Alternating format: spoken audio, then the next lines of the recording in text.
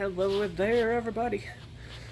Well, I need to update you on this project. So this one is coming along very well. I have pretty much done almost all of the color. There are a few spots I need to touch up, and there's some details that are completely missing that I think I gotta repaint. So I need to go look those up online and see what the art looks like.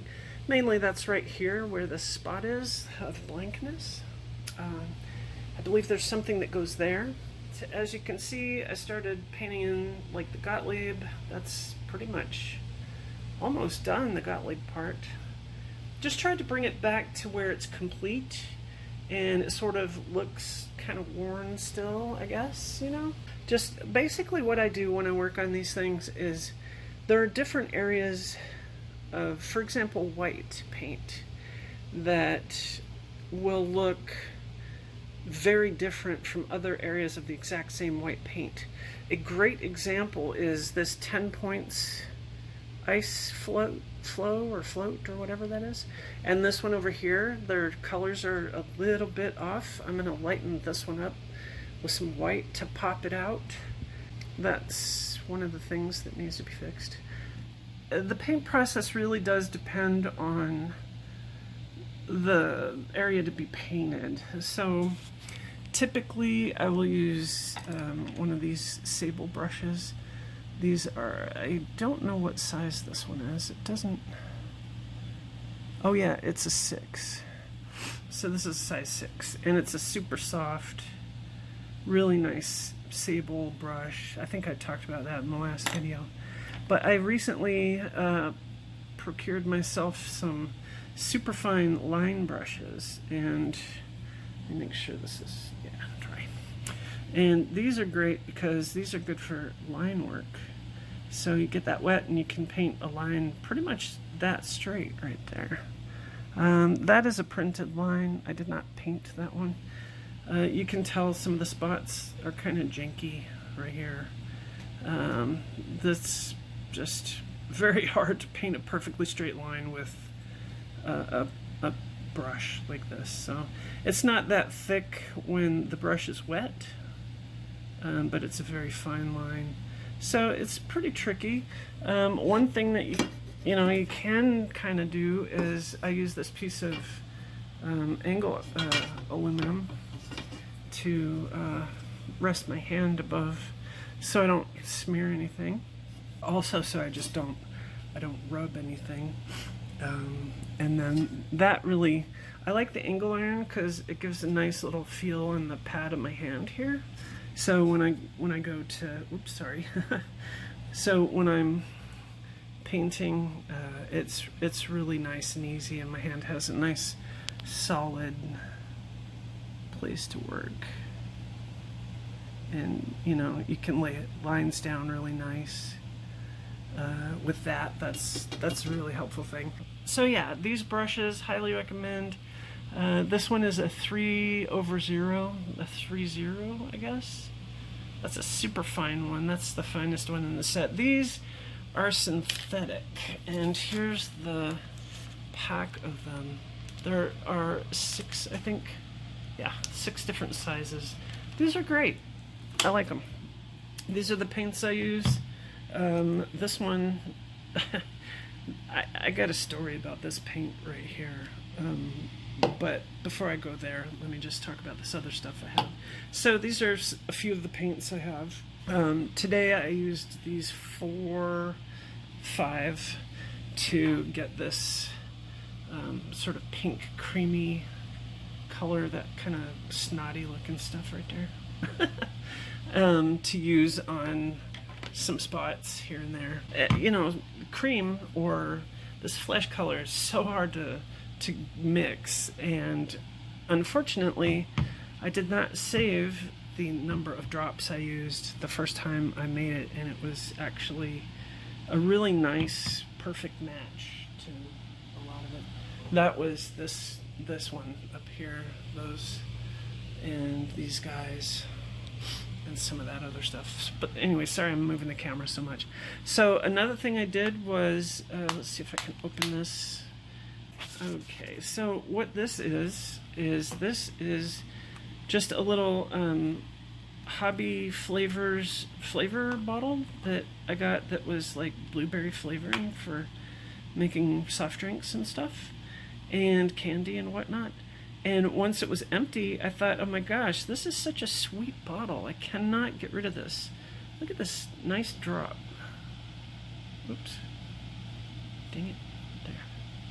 I mean, look at how controlled of a drop you can get. Like, that's super gentle. And then you can really, whoops, squeeze it and get a lot, obviously. But these are fantastic if you paint, and especially if you use, well, if you use acrylics like these are all water-based acrylic. And I love them because, you know, you can just squirt a little water in there, drop a drop of water in there when you're mixing, and you can thin your, I keep wanting to call it ink. It really is kind of an ink, but anyways, you can, these are great. So you can count your drops and measure out your paint to get your exact colors.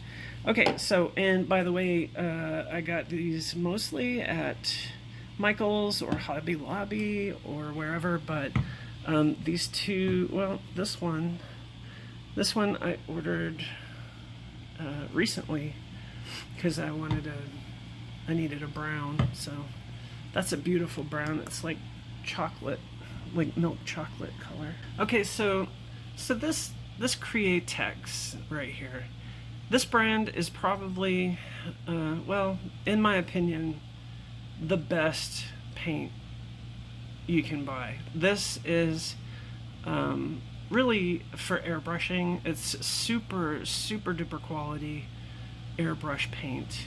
It's super fine, and it's really, I mean, look at that color. It's amazing. This stuff is like the quality of tattoo ink, really. I mean, it's so nice. But I have had this paint since I was in my early 20s. And yeah, no kidding, and it still works just fine. Oh yay, we have people leaf blowing outside. But anyways, I still have probably 5 bottles of Createx paint. And that's for airbrushing mainly, so it's like, that's why it's so high quality. But it makes for a really great brush on too. Not the transparent. I don't recommend that. I'm only using this because I can mix it. This transparent is almost like a candy though. If you use like a base coat of, say, like a metal flake yellow or something. Oh well, actually, I don't know why you would want to airbrush with transparent really, but I don't know why I got that now that I'm thinking about it. Well, of course it was, let's see, 21, almost 59 now. So that was what, 38 years ago I bought this? Fuck! Oh my god! Holy crap, dude. 38 years ago I bought this. It's even got, I think, a Hobby Lobby label on it. I bought it right here in the city I live in, too. Wow, I wish these were $2.99 still. Jeez. Anyway, you can still get Createx. I highly recommend it. But at the same time, any old brand of paint really will do, as long as it's, you know, a paint that you prefer and that has water all over it. And yeah, so the thing about acrylic that's great is it's water-based, so you can just go in your kitchen or bathroom and clean it up. If you mess up, like say you make a mark or something that you don't like, you can, I recommend using a very lightly dampened microfiber rag, or even better, if you can, use Q-tips that are just a little damp.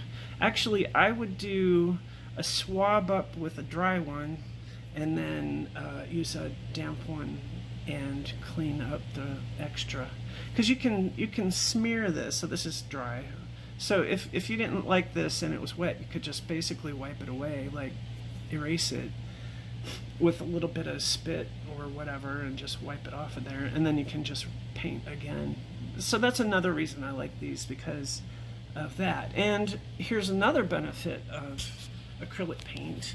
Let's say you laid down this black and you used a paint that was not an acrylic. So just say, I don't know, whatever, you know, some oil-based paint. And you wanted to put carefully the red on top of that. Well, there is a good chance that the paint thinner in the red, or whatever thinner is used in your red paint, and if it's oil-based paint, you'd be using a thinner. You'd have to get the consistency you wanted, and then you know, you could paint on there. But you know, there's a chance at this scale, small and flat, that you can dissolve the existing paint just simply because of the, you know, the chemicals that are in the paint. But once this dries, like this is all dry, I could actually lick my finger right now, or dip it in this water I drizzled over here earlier when I was showing you the bottle, and I could rub it on there, and for the first few seconds nothing would happen. It would just be fine. But eventually you could scrub that off. And another cool thing is that if you really don't like what you have there, just use a microfiber towel wetted with isopropyl rubbing alcohol, and that stuff will just wipe off. But let me get to the next part, and I'm sorry I'm not showing you more. It's just a boring, hey, she's talking about this stuff. But the other thing I wanted to say about acrylic paints in this scenario, the cool thing about that is that once they're on here, they bond. Once they're dry, they bond so well, and they're so their adhesion is excellent. So you get this great adhesion, and then when you spray over it, you can use any kind of overcoat. I've used Varathane floor finish, which works really well if you want a semi kind of flexible sort of a clear coat, but you cannot rub that with alcohol or it will dissolve it, so you have to be wary of that. I wouldn't use alcohol on a playfield anyways, unless I was doing what I'm doing now, restoring it. But anyways, yeah, just lost my train of thought there. Oh yeah, I wanted to tell you about these things. So in the last video I talked about these guys, and these are my little test 3D prints that I made that hold in some of this foam, and you can kind of see it's sort of expanding outward. That's just because I didn't cut it straight. It's not straight, but it still functions, and I find that if you rock it in a circular motion, it does really well. But there is a problem in that it's just not very perfect. It does not make nice perfect rings. So take for example this one, I did it on that one, and these two, I did it on these two, and you can see they don't look right. I'm gonna have to fix that. But on this middle one, around the red light in the middle, I completely hand painted that using this line brush, right, whoops, right here, that new one. So I just painted that just about an hour ago. So it's funny, you know, the stamps don't really work as well as I had hoped. Maybe with some adjustments or something I can finesse them, but I really want to just get hyper good at using a liner brush, and actually right now that seems to be the best option. Alright, that's all. I know, I'm sorry, this is boring for most people. Maybe you can listen to it if you're interested in repainting playfields or whatever. This playfield will get a double dose of 2K mixed, 2-part polyurethane clear super high gloss, so it's gonna look so good. But there will be a lot of stuffing and masking that I need to do before I do that.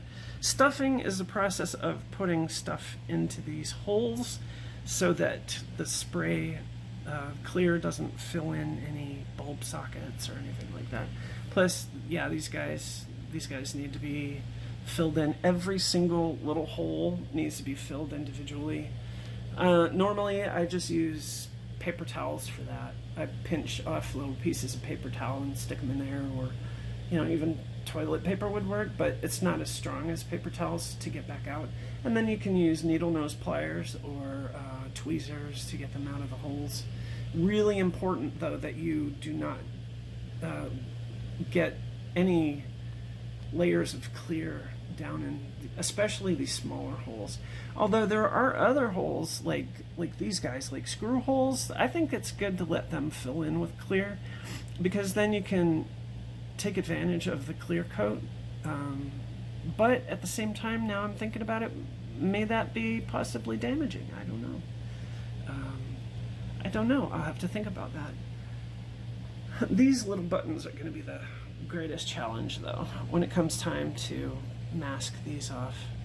I'm not sure exactly how I'm going to do that because I can't remove them, so I have to tape them, mask them somehow. Anyways, alright you guys, thanks for watching this. I know it's boring. I know a lot of you don't care, and probably 2 of you care about pinball playfield restoration. But hey, if those 2 friends tell 2 friends and so on, hey, I'll have pinball viewers too. I still need to put the rear window in the vet. I know, I've been slacking. I've been lazy. I've been working on Pin Builder. Go look that up on Steam. Pinbuilder. That's my software game, my video pinball game that I've been working on. And if you guys want to see what I do in other parts of my life, well, there you go. Go look up Pin Builder and check it out. And tell them I sent you. Okie dokie, boys and girls. We've got a lot of work done and quite a bit to go. So one of the things I wanted to talk about in this video is these stains. So this is by no means near complete, right? I mean, it's definitely a little ways off. So what I'm doing is, one of the things that needed to be done was here where the ball would hit or divot into the playfield, and you can see where it was, where it's dark there still. And what I'm doing is I'm taking this more coarse paper and I'm taking an edge, I have it folded like this, and I'm just using just a little bit of pressure to go in here and just kind of give a little bit of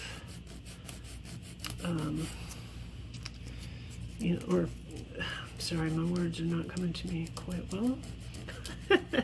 See, this is why I can't really talk and do this at the same time. The goal here is not to take out the surface of the wood, but it is twofold. One is the smoothing of the edges of paint wear, because even though it looks like wood, there is a layer of lacquer over it. So doing this helps to smooth that transition between bare wood and lacquer that's still in there.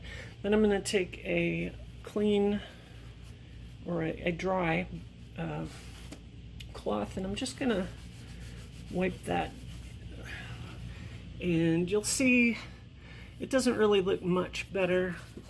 Our level is a lot nicer. You can't really tell because it's kind of not shiny there anymore, but I will take a little bit of rubbing alcohol and spray that on there. I'm just going to show you.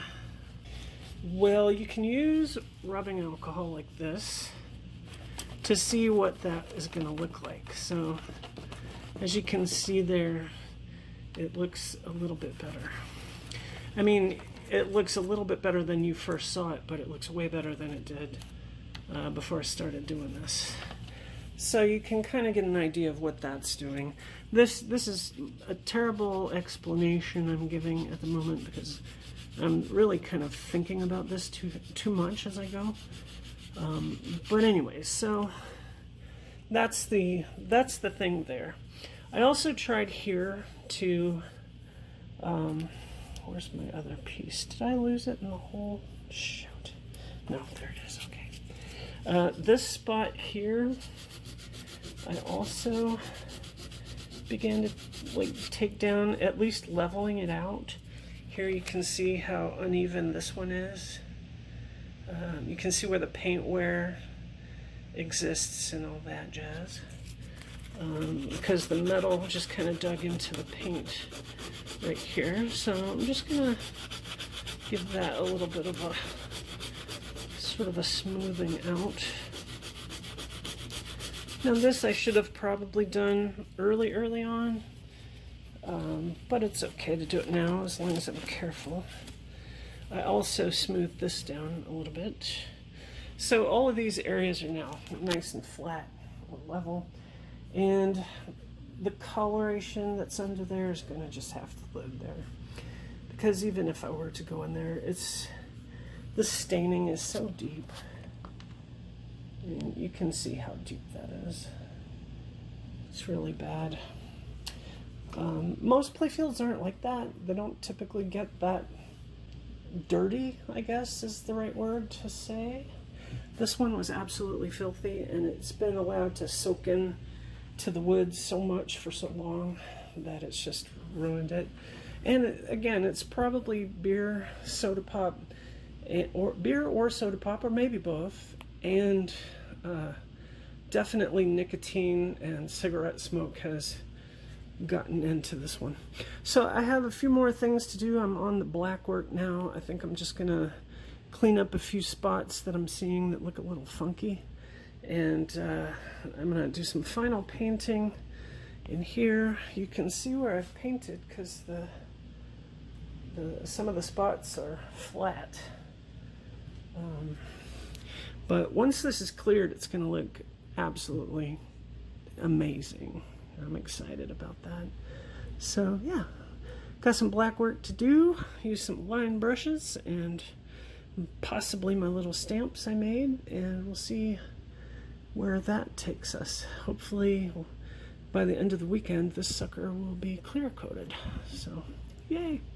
Hey guys, all right, well, I know it's been a little bit, but I wanted to show you how this looks now that it's been done and it's clear coated. Here we have the finished paint. Everything is done, and as you can see, there is a clear coat on it now. And if we get right down on it, I don't know if you can see it as well as I can, but you can kind of see that there is a lot more visible now that it's been clear coated. And by that I mean there's areas of imperfection in terms of flatness as far as the playfield goes. Like right here is pretty good. You can see that there is some almost a dimensionality going on, but as I feel that, it's very smooth. It doesn't feel like it's rippled at all right there, even though it kind of looks that way. Maybe that's just an optical illusion more than anything. I don't know. But there are some spots where you can see, like here's a good example. That spot right there, for example, that really dripped through right there. That was a wider hole, I guess, through the insert than I had been aware of, because really you can't tell. But the clear coat does have a tendency to sort of fill in dips and stuff like that. In the case of this playfield, I did not sand the surface of it at all, not even before I touched it up. I haven't done a post clear sanding either. Mainly because this particular playfield is just kind of dirty, and you know, it's not dirty, I should say. It's very stained. So yeah. I'm also discovering that it is, while it's really easy to match blue, for example, you can see here that there is a little bit of difference in the blue there.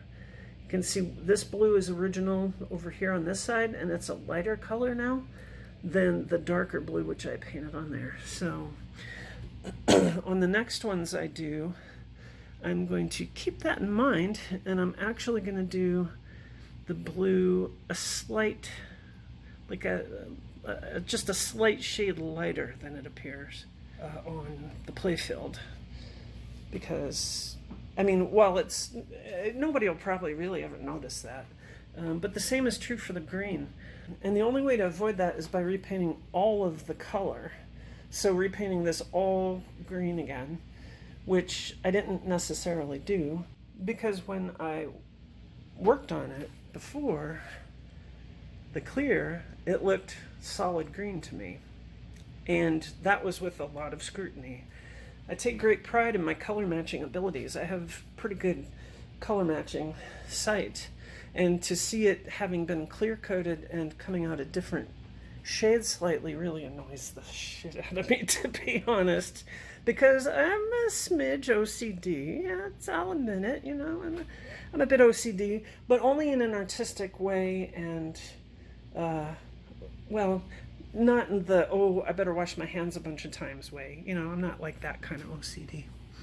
It's a mild, I guess, ADHD related OCD, I don't know, but anyways, so little things like that bother me because I didn't do that. I matched the color perfectly. So what will I do next time? I'm not sure. I think I will endeavor to do a shade lighter, or I'm just gonna repaint entire areas of color. But you know what? I mean, it just depends on what my client wants. If he wants it all like super perfect, then I will make it super perfect. He did not want that, of course, on this one, so it's not super perfect. But it does look freaking awesome. And I'm very proud of it, you know? It looks amazing. It looks amazing. So I did go through, and I'm about to put the side rails back on this. I'm going to clean those up first, though, because they're pretty gross. And since I took them off, I'll put them back on, and the next playfields are going to come complete, though, which is pretty exciting, because that means I will get to do the entire playfield, and I will get to put it back together. So we're going to see not just the playfield cleaned up and pretty and shiny, but also we're going to see it populated. And maybe I can set up a power supply, and we can test the lights and stuff too. So one of the things that I wanted to also talk about before I quit for the day here, or the moment, is how much of this original ink was lost when I cleaned it. So cleaning it up can result in paint loss, and in the next one I will get into much greater detail on that. We'll dive down deeper into the cleaning of a playfield, because I think for a lot of people that may be something that you might want to know. You know, you have your playfields and you want to keep them clean. Maybe you just bought a new old machine and you want to clean it up, but then you discover, oh my god, it's losing a bunch of its pretty pictures. Well, then just go in and fix that. So these were one of those things that were interesting. I didn't pull these out, but they do pop out. This plastic ring here pops out, and I didn't want to pop those out because, you know, they're well in there. I cleaned them up really well around each one and inside them as best I could. And then I put a bit of painter's tape on them and I secured them so they would be down in the down position like that. And that's how I painted it, and then I peeled those off. And I think they turned out really well. These are neat. They're illuminated from behind. Excuse me. But yeah, so anyways, those are pretty cool. These are going to need adjustment, Bill, if you watch this video. These will these will need to be adjusted. They sit, I think, a little too loosely, a little too high, because it can be hit from the wrong side. Plus, yeah, they just need to be, maybe I'll set these up for you.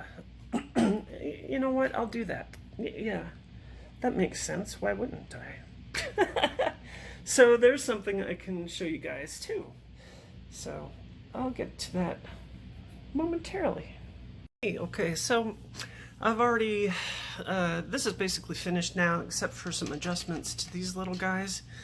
And I am now going to go ahead and, since these came with it, these rails, these are the side rails.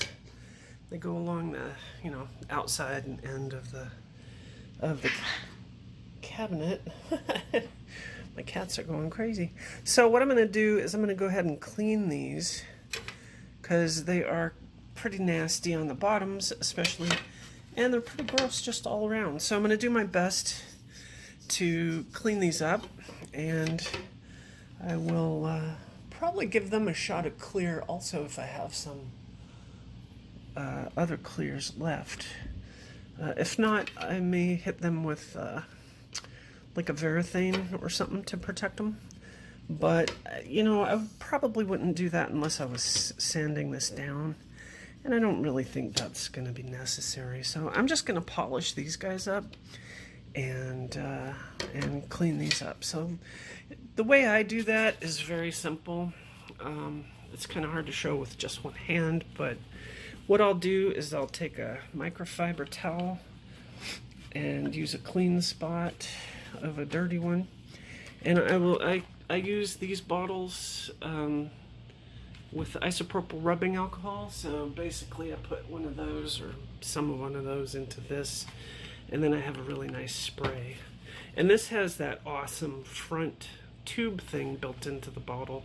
So anytime I get one of these at the store for something else, I always save them for stuff like this. These bottles are fantastic because you can have it at this angle and still be able to spray it if you need to.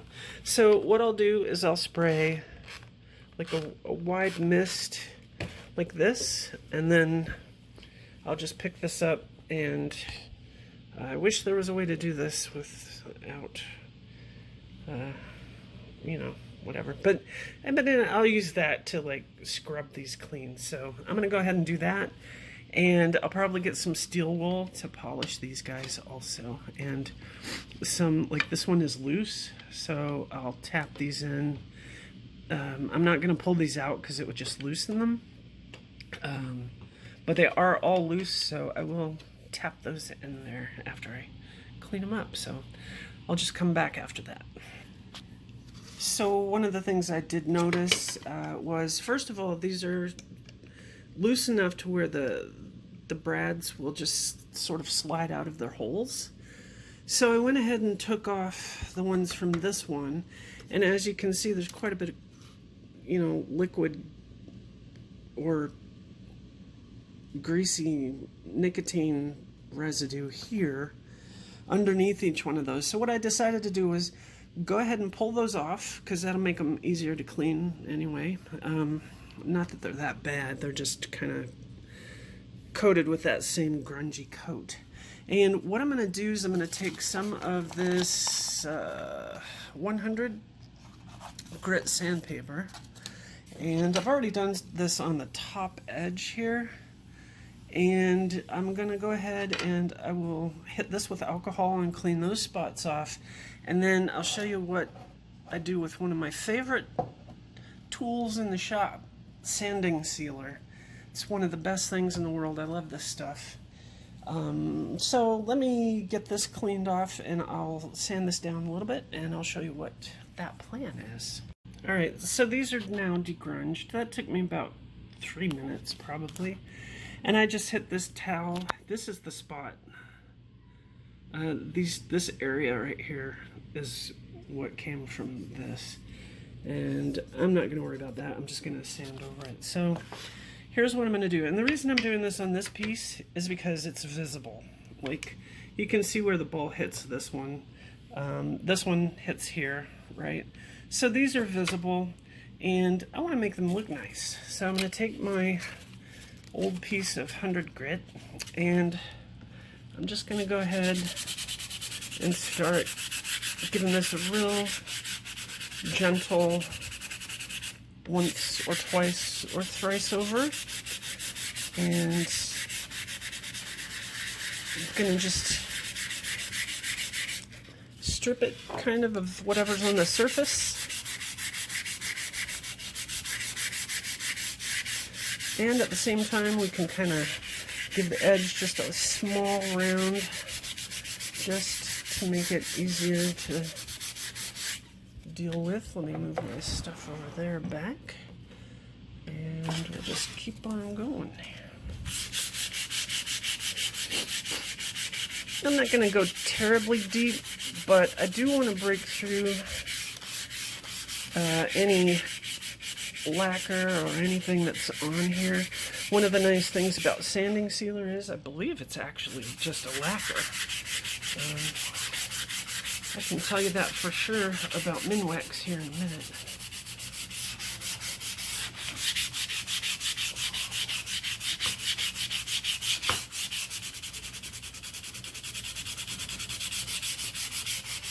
Now, I'm not trying to remove wood. This is very important.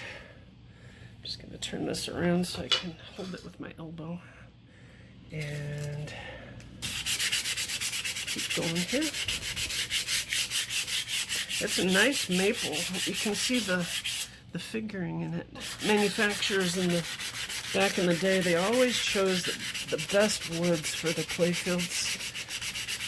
They really did. Okay, so that side is done. I'm going to go ahead and hit the outside also.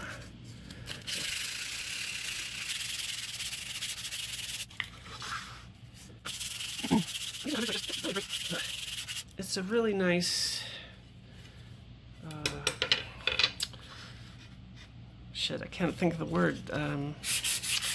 Grain, I guess, to use, because it takes off just enough and you don't have to go back and sand it with anything finer.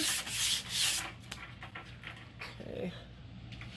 And I'm just going to hit this top part here one more time. Alright, let's go one more time down there. I'm making quite the mess here. Okay. You want to do this stuff by hand, because if you use a machine, you really risk messing it up. Okay, I'm needing 2 hands, so I'm going to take this towel and I'm going to use this cleaner dry part here to just wipe this down real fast.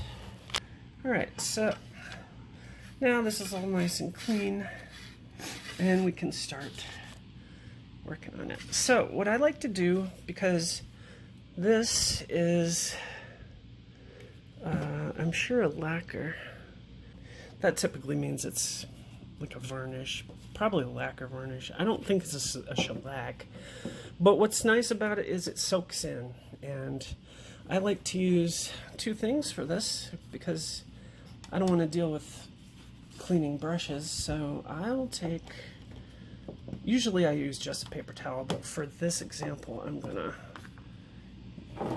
gonna use the Q-tip to dip in there.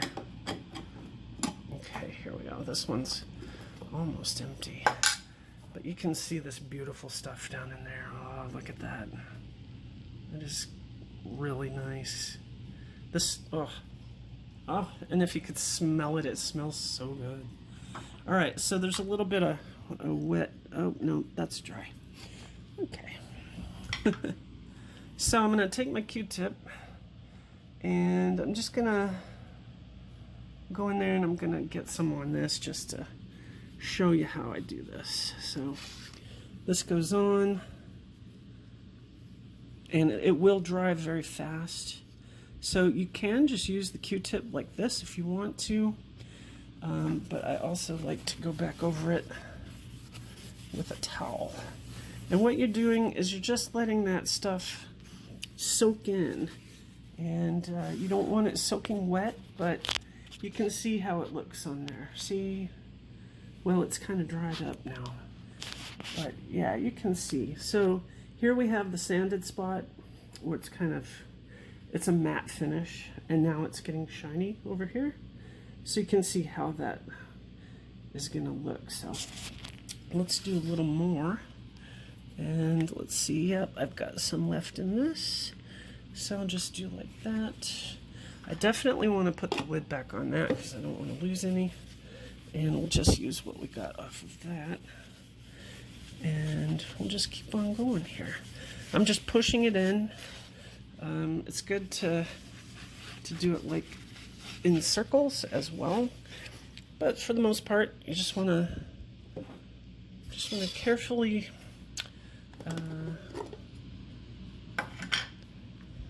trying to get this. You just want to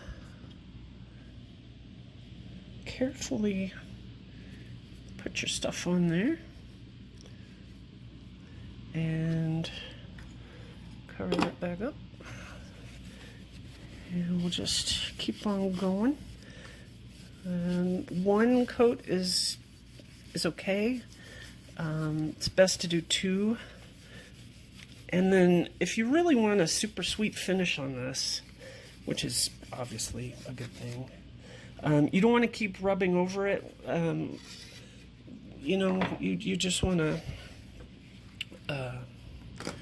wipe it on, and then